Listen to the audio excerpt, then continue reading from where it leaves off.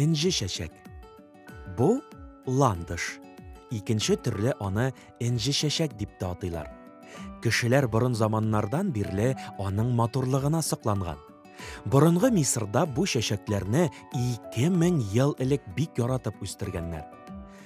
Инжи шәшәкне май айында ылыслы һәм катнаш урманнарда, дымлы һәм күләгәле урыннарда очратырга мөмкин.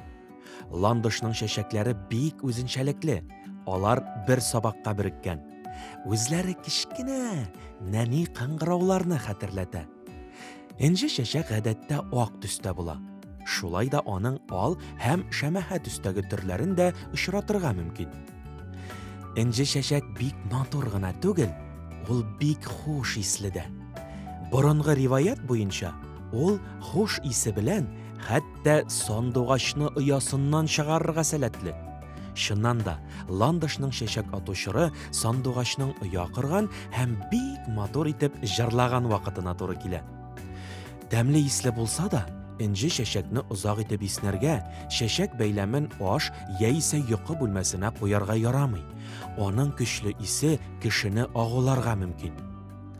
Ландышның шәшәк атучыры бары 10-12 көнгә генә сузыла.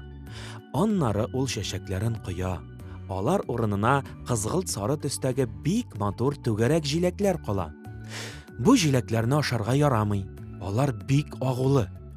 Ә менә төлке һәм болан ландышның җиләкләрен бик яратып ашый һәм хәтта алар белән дәвалана.